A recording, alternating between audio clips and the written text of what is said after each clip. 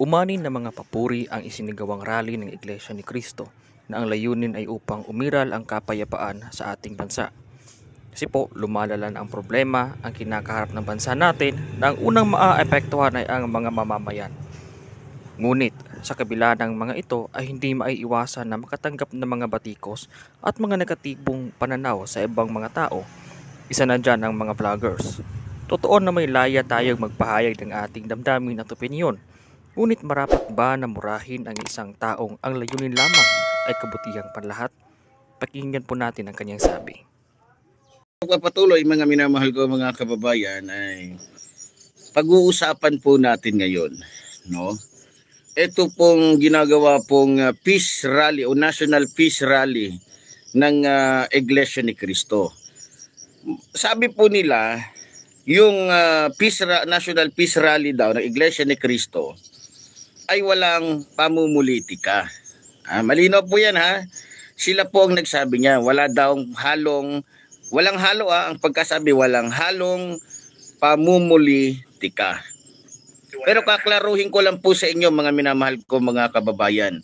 Huwag po kayong maniwala sa sinasabi ng Iglesia ni Cristo. Ako po hindi ako galit sa Iglesia ni Cristo pero pasisinungalingan ko ngayon yung sinasabi nila. Kasi ginagago nila yung taong bayan eh. Ginaganta ang taong bayan. Ayoko sana magsalita sa Iglesia ni Cristo kasi kaibigan ko nga yung ibang ministro dyan. Pero sa puntong ito, wala akong pakialam kung magagalit man kayo sa akin, kayong mga taga-Iglesia ni Cristo. Lalong-lalo na yung pamunuan ng Iglesia ni Cristo, itong si Eduardo Manalo. Lalong-lalo ka na, ikaw mismo na leader ng Iglesia ni Cristo. Nung umpisa, hindi ko pa kayo masyadong kasi akala ko talaga yung sinasabi niyong National Peace Rally, peace rally para magkasundo. Pero hindi. Pinagsalita ninyo si Marcoleta sa National Peace Rally ninyo na para bagang pinalalabas doon na mali ang ginagawa ng mga taga-kamara. Kung talagang yan ay totoong peace rally, bakit isang politiko na mortal na kalaban ng mga congressman dyan sa kamara ang pinagsasalita ninyo, hinayaan ninyo magsalita na parang lumalabas na mali ang ginagawa ng kamara na siyasatin, alamin, papanagutin yung mga taong umaabuso sa kanilang kapangyarihan katulad ni Sara Duterte. Nasaan yan yung peace rally na sinasabi ninyo? Halatang halata pamumulitika Kung hindi pamumulitika yung ginagawa ng Iglesia ni Cristo, bakit nyo hinayaan na magsalita si Marcoleta? Yan lang ko sa inyo. Yan lang ang masasabi ko. Good morning Gerardo Cory Jr. Tama ka kapatid. Ako ay NC pero sa nangyari nung rally, nakialam si Marcoleta. Grabe.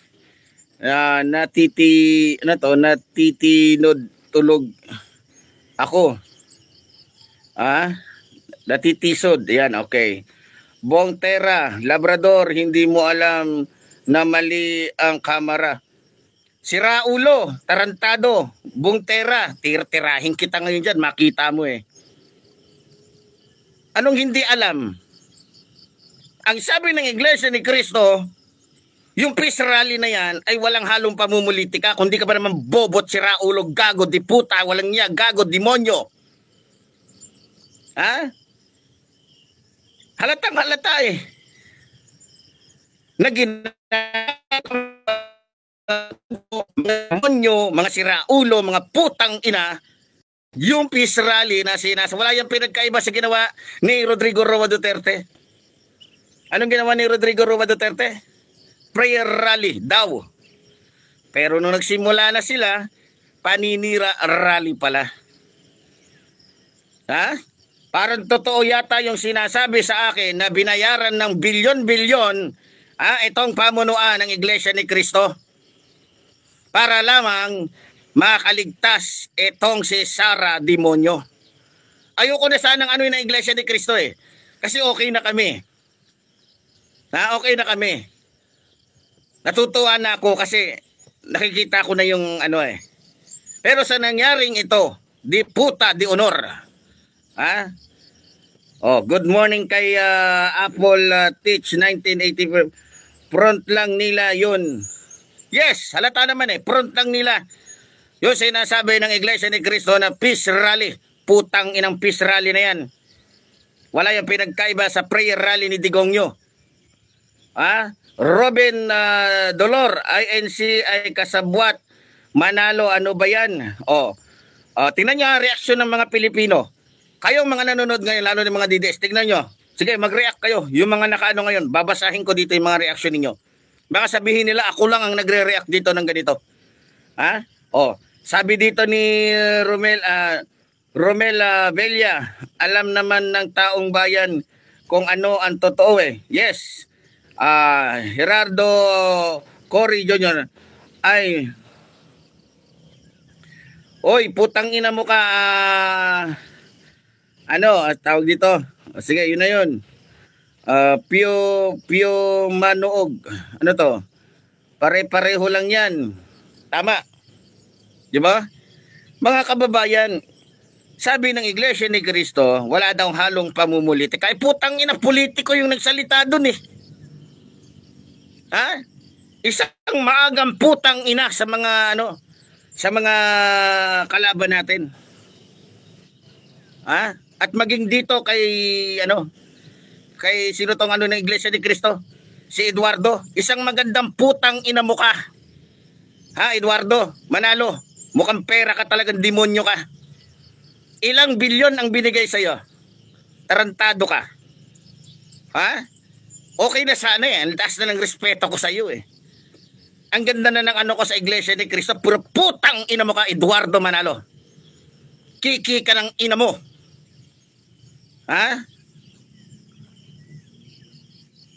Anong pinag-usapan ninyo ni Marcoleta? Anong pinag-usapan ninyo ni Sara? Porket ba kaibigan, kakampi ng mga Duterte si Marcoleta? Ayan, tinulungan nyo si Marcoleta. Ang sabi nyo, walang pamumulitik ang halo, pero pinagsalita nyo sa antablado yung budlat na mukhang buteteng na pisat. Walang halong pamumulitika. Alam niyo mga kababayan, delikado po ang bansa natin. Dahil sa nakikita ko, kapag ang mga membro ng Iglesia ni Cristo mayroong kapangyarihan sa ating bansa, sasakupin tayo ng Iglesia ni Cristo. Kawawa ang bansa natin pag nasakop tayo ng Iglesia ni Cristo o Iglesia ni Manalo. Hindi pala Iglesia ni Cristo yan. Ngayon ko lang napatunayan lalo na mali yung sinabi sa akin ng kaibigan ko, ministro. Sabi niya, Iglesia daw ni Cristo. Pero hindi na. Mas naniniwala na ako ngayon na Iglesia sila ni Manalo. Iglesia sila ng demonyo. Sabi niyo peace rally. Peace rally ba yon? Hindi niyo pinagkasundo yung mga tao, kundi hinayaan niyo pa lalong manira si Marcoleta sa side ng mga Marcos at ng mga mambabatas. Sinong ginagago ninyo? Tanong ko sa iyo, Eduardo Manalo, magkano at ilang bilyon ang binigay sa iyo ng mga Duterteng di puta ka? Wala akong pakialam sa inyo kahit 1 trilyon pa kayong mga taga-Iglesia ni Cristo. Sa puntong ito, sa puntong ito, hindi nyo matatakot si Epifanio Labrador. Saan yung peace rally na sinasabi ninyo? Kung talagang peace rally yan, bakit hinayaan ninyong magsalita si Marcoleta? Mga gunggong kayo, mga diputa. Presi Ramos, matalino na ngayon ang mga tao, di na nila maloloko. Alam na ng mga tao kung ano ang gusto nilang palabasin. Doon po mabag. God bless you, Epifanio. Ingat lagi, mabuhay ka. Rexy Pimentel, good AM sir, AM halata ang INC, pera-pera lang sila. Tingnan nyo, kayo mga taga-INC, pera-pera lang ang tingin sa inyo ng taong bayan, pero okay lang. Kahit pa 2 milyon kayo, putang ina ninyo, mayroon pang 30 milyon na tao na sumusuporta sa aming mahal na Pangulo. Hindi nga kayo umabot ng 2 milyon Sabi ko nga, kahit pa 100 beses kayo mag-peace rally, mga demonyo kayo, mga sinungaling kayo, peace rally, mga kiki ng ina ninyo. Ha? Yan ba yung peace rally ninyo? Pinagsalita ninyo si Marcoleta? Politiko na mortal na kalaban ng gobyerno, ng mga congressman? Ang ina ninyo, akala ninyo maiisahan ninyo ang taong bayan? Lumalaki ulo ng Iglesia ni Cristo, alam niyo mga kababayan. Pinagmamalaki ng Iglesia ni Cristo kasi, marami sila. Ma-impluwensya daw sila. Putang ina ninyo, hindi nga ninyo ma-overtaken sa dami ang Katoliko. Na kung tutuusin, wala kayo sa kalingkingan sa dami ng Katoliko. Ha? Ingurn lang kayo ng dami ng Katoliko. Mas lalo na ng Islam. Di ba? Putang ina, akala mo kung sinong magsi-asta. Akala mo na talaga powerful sila. Pera-pera lang naman ang labanan nyo dyan. Ginagamit nyo lang naman yung reliyon ninyo pagdating ng politiko. Kahit aminin nyo at hindi. Ha? Hindi alangan naman sabihin ng mga leader nyo, binibigyan kami ng pera. Natural, hindi nila sasabihin yan. Pero marami ng mga ministro, marami ng magpapatunay yan na pera-pera lang dyan sa Iglesia ni Cristo. Ang ina ninyo. Okay na sana ako eh. Naka-attend na ako sa kapilya ninyo. Ang ganda ng ano niyo sa loob ng kapilya ninyo. Pero kung gaano kaganda ang loob ng simbahan ninyo, gano'n naman kawalang niya, gano'n naman kadumi yung kalakaran ninyo.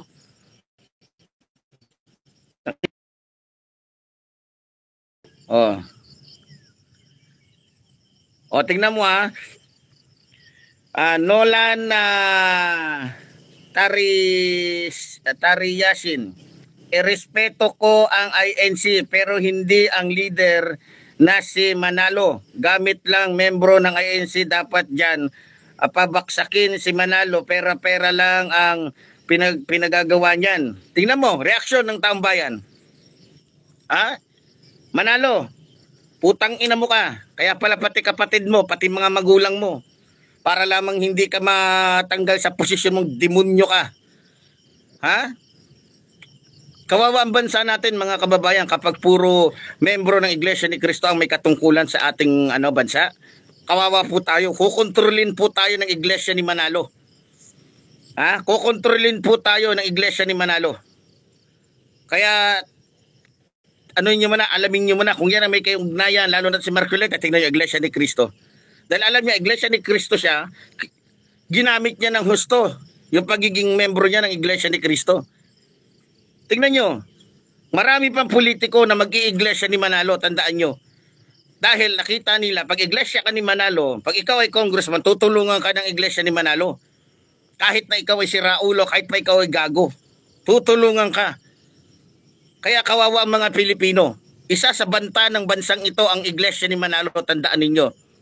Tandaan nyo itong sinasabi ko. Kaya tayong mga Pilipino, lalong-lalo na yung mga Katoliko, mga born again, at iba pang mga religion, magkaisa tayo. Tingnan natin kung may magagawa ba yung Iglesia ni Manalo. Ang yayabang ninyo. Hindi nga kayo umabot ng 3 milyon eh. Hindi na nga umabot ng 2 milyon ang yayabang ninyo. Baka nakalimutan ninyo na 32 milyon ang bumoto kay Pangulong Ferdinand Marcos Jr. Wala kayo sa kalahati. Kaya wag kayong umasta na para bagang napakaano na ninyo. Kaya lang naman kayo dumadami, kaya lang naman lumalawa, kaya lang naman mayaman ng Iglesia ni Cristo dahil namimilit kayo sa mga membro ninyo na magbigay. Pag hindi nakapagbigay, tiwalag. Balita ko, walang pinagkaiba sa Iglesia ni Kibulo itong Iglesia ni Manalo eh. Iisa yung Caracas eh.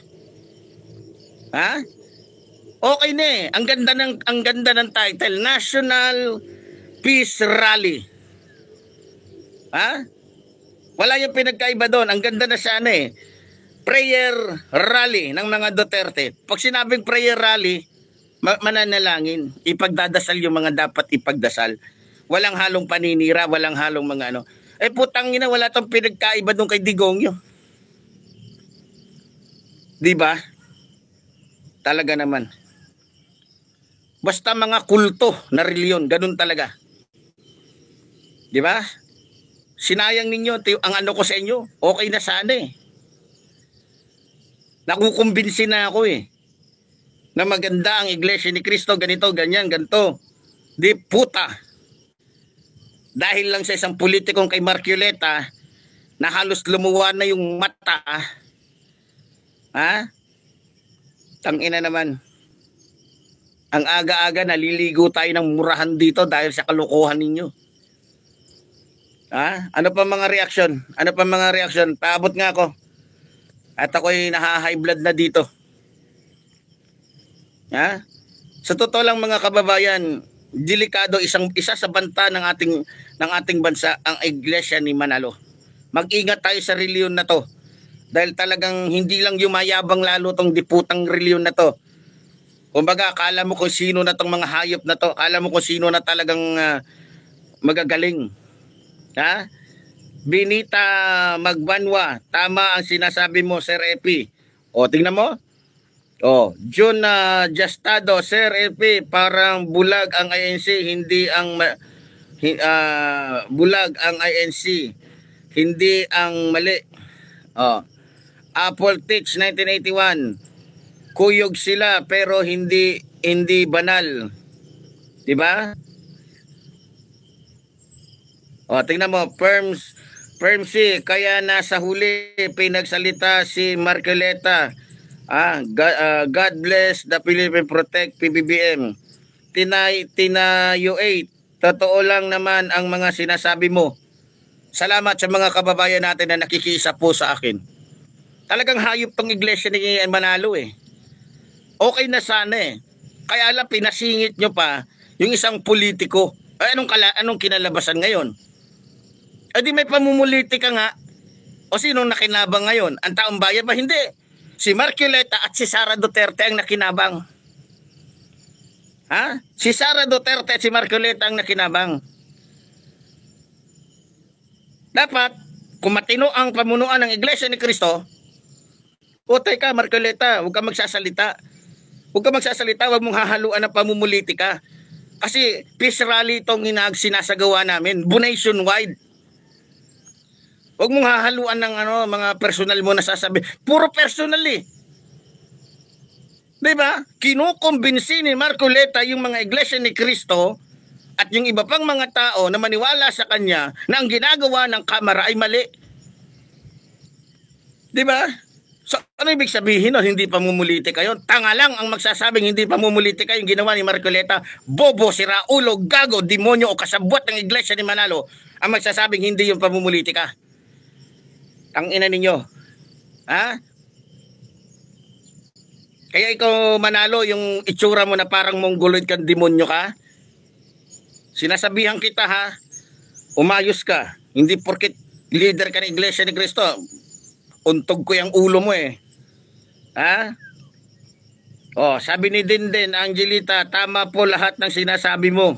Pera-pera lang ang mga INC. Oh, hindi to galing sa akin ha. Hindi to galing sa akin. Ayan oh, basahin mo.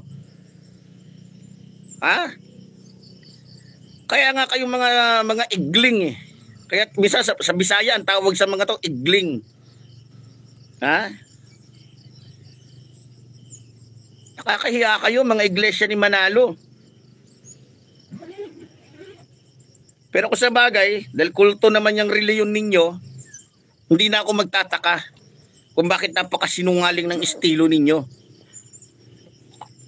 Peace rally ba yung ginawa ninyo?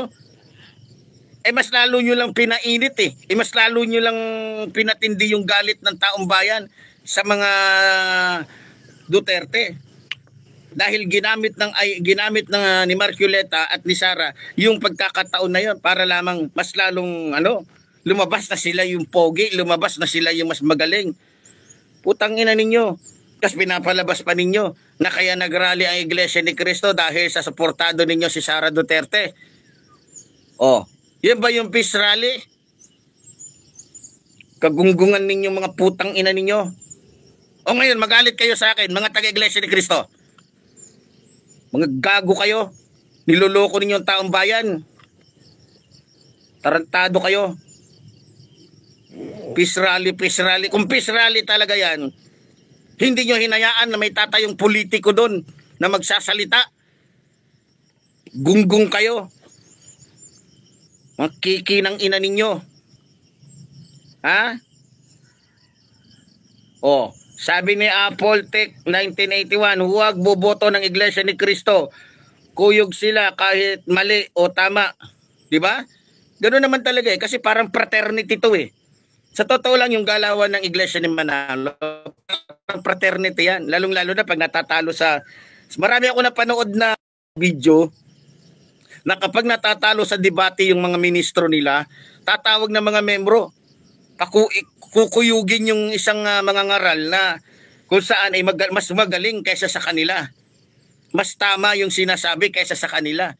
Tatakutin yung isang yung isang mga ngaral. Meron nga ako napanood sa Jollibee. Dahil natalo sa debate yung Iglesia ni Manalo, ayun. Inupakan ngayon ng mga walang yat, walang mga modo, mga walang utak, mga walang pusong mga Iglesia ni Manalo. Marami na kayong video na katunayan ng mga siraulo ang mga taga-Iglesia ni Manalo. Huwag na kayo magpalusot, mga demonyo kayo. Ang lalakas ng loob ninyo kasi ma-impluwensya kayo. Mayroon kayong mga membro, mga judge, abogado, attorney, colonel, general, mga putang ina nyo, kaya lumalaki yung mga ulo ninyo, mga gago kayo. Ha? Talo nyo pa yung fraternity. Talo nyo pa yung mga gangster pag nagpapatay kayo ng kung sino-sino, mga demonyo kayo. Ha? Oh, anong sabi dito? Bakit may heart kasi to? Hindi ko tuloy nababasa.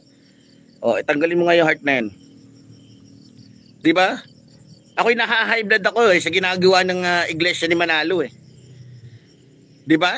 Nagparis talaga yung isang kulto. Balita ko nga yung Iglesia ni Cristo magkasundo yung mga membro ng KOGC na parehong mga kulto. Ha?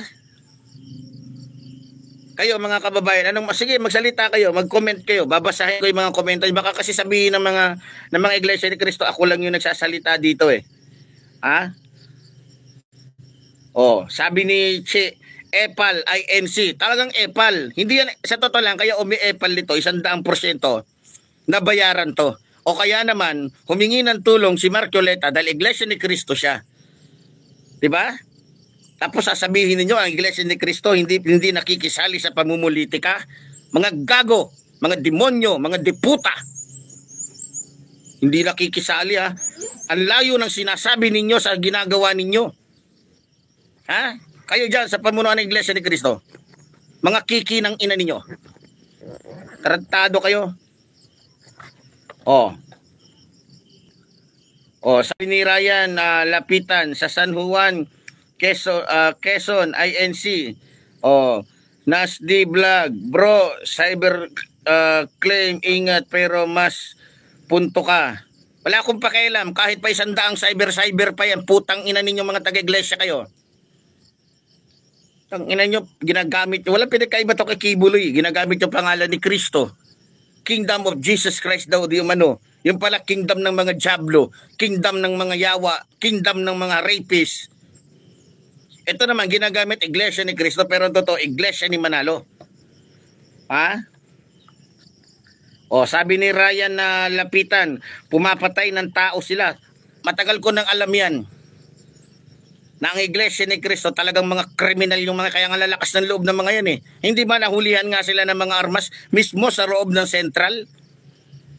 Dahil ma-impluwensya, mapera, may mga abogado, may mga judge, merong connection sa politika, ayun, nagagawa ng paraan. Natatabunan kung ano yung katotohanan. Di ba? Eto pa. Sabi ni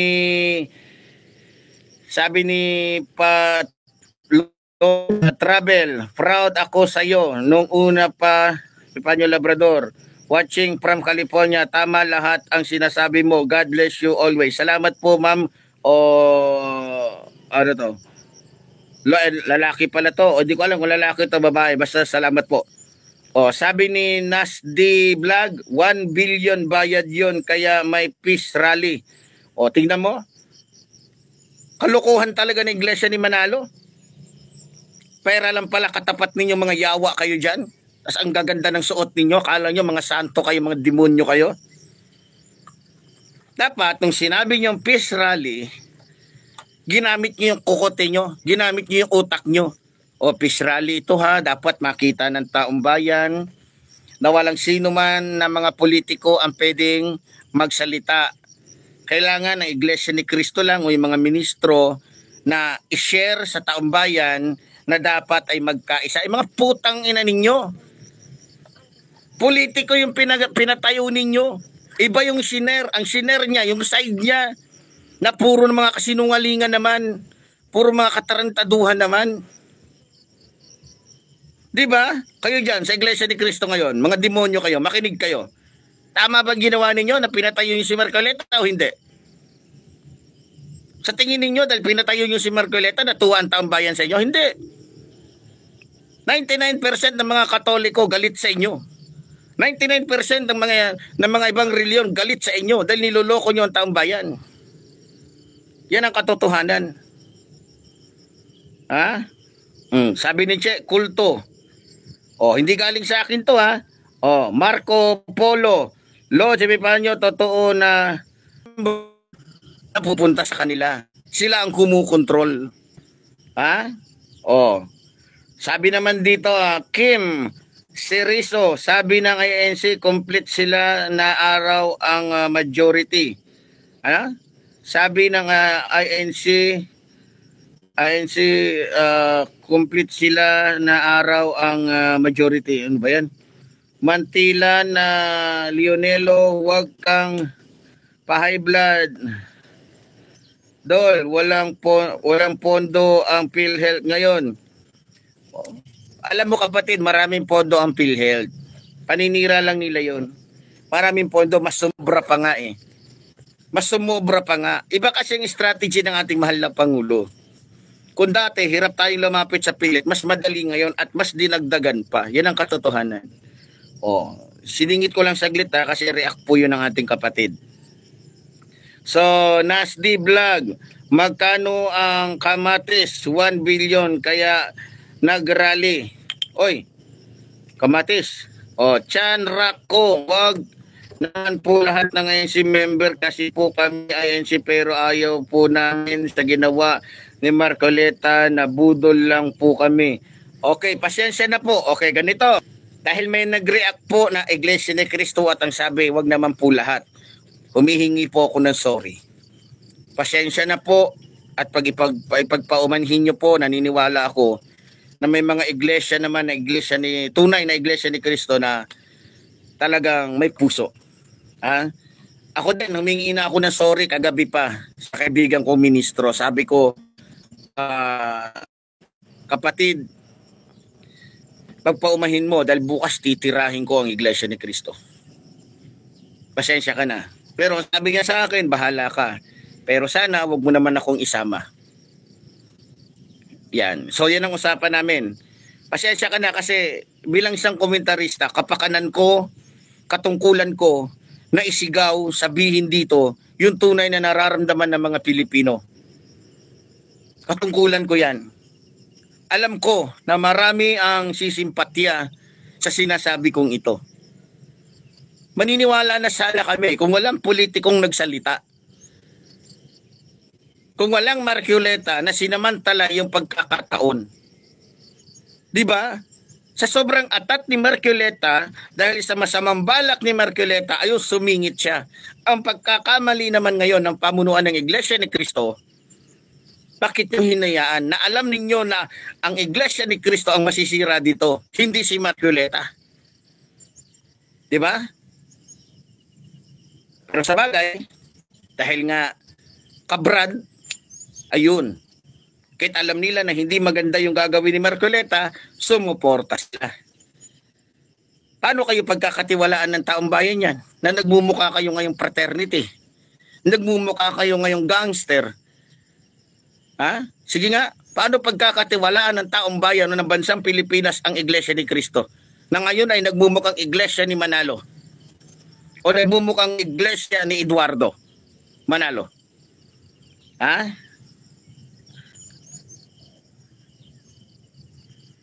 Sabi pa ni P. Cabral, nagkamali ang iglesia diyan. Bakit may kasamang mga politiko? Nasty Vlog, pera-pera lang talaga. Kaya ako walang believe dyan. Bakit may ministro na ba sila?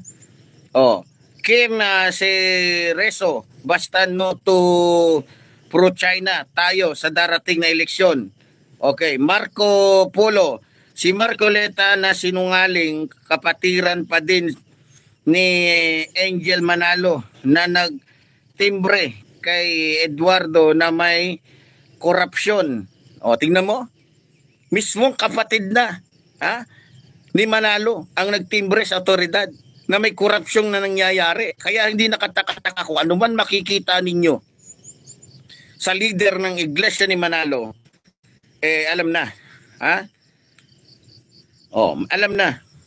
Tingnan mo tingnan nyo, kayo mga taga-INC, tingnan nyo kung gaano kadami yung reaksyon ng mga kababayan ko sa katarantaduhan ninyo. Galit ang taong bayan sa iglesia ni Manalo. Dahil mga sinungaling nyo. Nasaan yung peace rally ninyo? Peace rally yung malimutaw ninyo?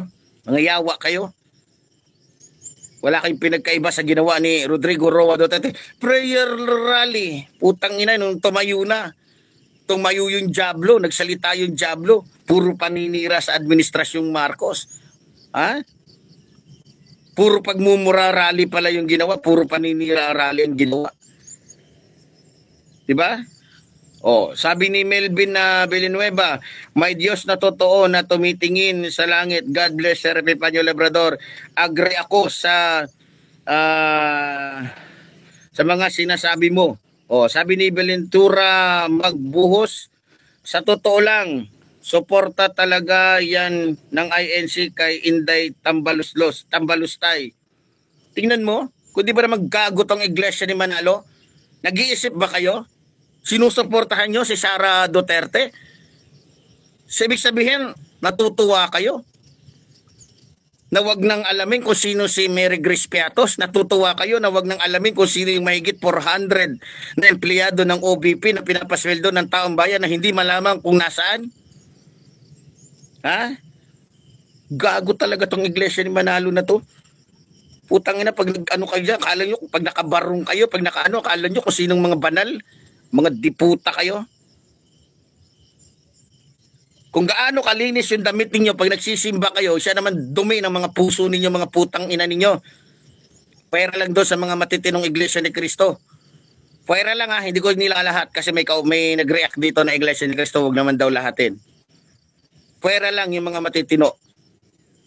Na dito yung mga gago na mga iglesia ni Manalo. Pero hindi ko nilalahat. Ulitin ko hindi ko nilalahat. Pero kung tatanungin nyo ko, kung tinitira ko ba dito yung leader ng iglesia ni Cristo, yes, dahil gago. Dahil si Raulo. Gunggong ka, leader ka, dapat inisip mo. Teka, wag natin pagsalitain si Marcoleta kasi baka masira yung ating wala sigurado ako dito. May involved na pera dito. Magpapaputol ako ng ulo ko kung walang involved na pera dito. Sasabihin ng iglesia ni Manalo, ay wala. Putang ina ninyo. Huwag nyo lukohin nyo lolo ninyo. Huwag si Epifanio Labrador. Kahit taong bayan, Efren na Alyaba, pera-pera lang yan. Ba? Ito pa, maraming mga react dito, yung mga bayan ko. Ayan, maraming react. Talaga. Kaya kayong iglesia ni Cristo, sana naman, kahit minsan lang, kahit one time lang, kung ano yung sasabihin ninyo, ipakita ninyo kung ano yung sinasabi ninyo, yun dapat yung makita ng taong bayan. Mas malala pa kayo kay Digong nyo Mahihiya naman kayo. Lumalabis na kayo sa totoo lang. Ang yayabang ninyo, porkit ba mayayaman kayo, porkit ba maraming mga matataas na tao sa gobyerno na iglesia ni Manalo.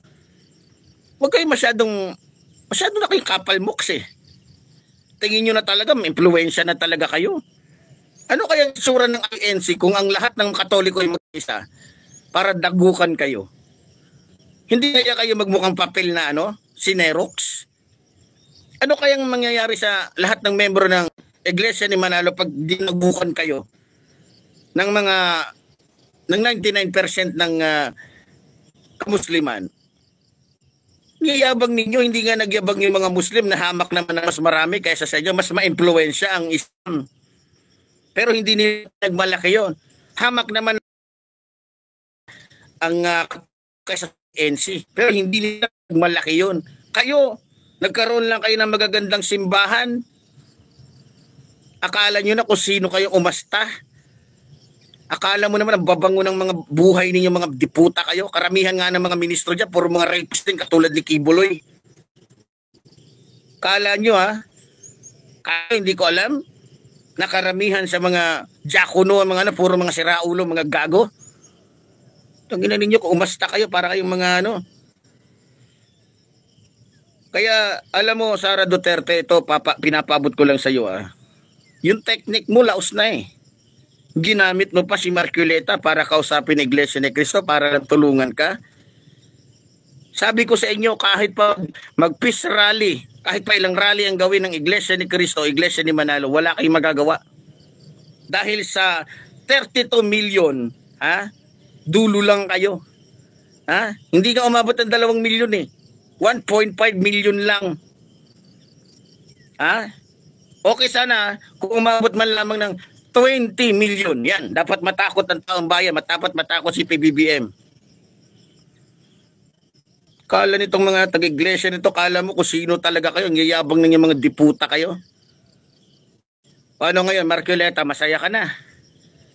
Dahil ginamit mo yung Iglesia ni Cristo, nagamit mo yung Iglesia ni Cristo sa kagaguhan mo, sa katarantaduhan mo. Ang ina mo ka, dukutin ko yung mata mong hayop ka Halos lumuwa na yung mata mo sa kahayupan ka. Kaya mga kababayan, tulad ng sinasabi ko, basta Iglesia ni Manalo, alamin nyo. Kasi parang nakikita ko, para mas lalong maging malakas, maging matibay, maging yung Iglesia ni Manalo, yung mga membro nila, patatakbuhin nila sa iba't ibang mga posisyon para mahawakan nila ang buong bansa. Pang inakala ninyo, hindi namin alam yung galawan ninyong mga taga-Iglesia ni Manalo Tarantado kayo. Galawan ninyo, basang-basa na.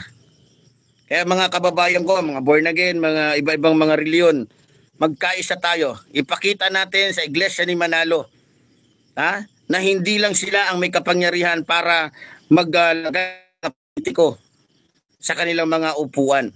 Ipakita natin sa Iglesia ni Manalo na hamak na mas malakas pa rin tayong mga Pilipino na mga hindi Iglesia ni Manalo. Yayabang ng mga Iglesia ni Manalo na to, akala mo kung sino na talaga?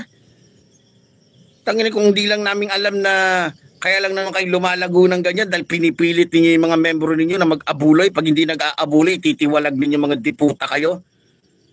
Kala ninyo kanino ba nakapangalan yung mga yan? Mga property. Sa isang tao lang. Sira ulo kayo. Sa lakas ninyo magyabang, porkit ba maganda simbahan ninyo? Maganda nga simbahan ninyo. Ang buhay ninyo, maganda ba?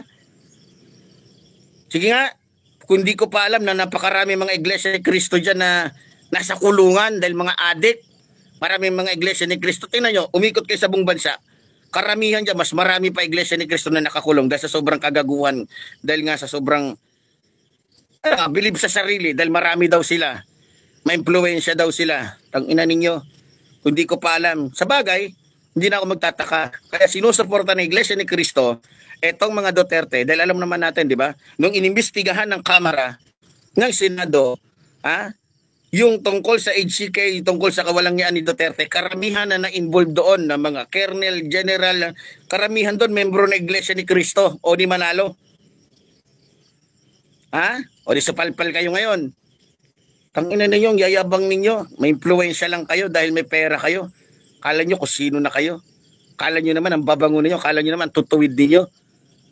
Hindi pa alam ng taong bayan na halos karamihan na lumabas doon sa pag-iimbestiga ng Quadcom ng Kamara, ng Senado.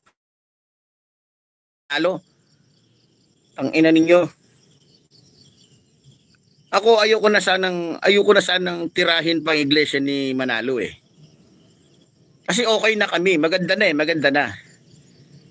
Pero kung kapakanan ng taong bayan ang pinag-uusapan dito, Wala akong pakialam. Wala akong pakialam. Ha? Kaya ikaw, Eduardo Manalo, di puta ka, mukha kang mongoloid kang hayop ka. Ha? Tigil-tigilan mo yung estilo mo, ha? Tangina mo ka, dahil pera ang pinag-uusapan, binigyan ka ng bilyon-bilyon. Gagamitin mo yung mga membro ng iglesia ni Manalo para lamang tangina mo ka. Yun ang sinasabi ko. Pag mali ang leader ang iluklok sa isang reliyon, nako, tangina. Mas matindi pa yan sa politiko. Kaya mga kababayan ko, isa po sa banta ng ating bansa, uulitin ko, ay ang iglesia ni Manalo.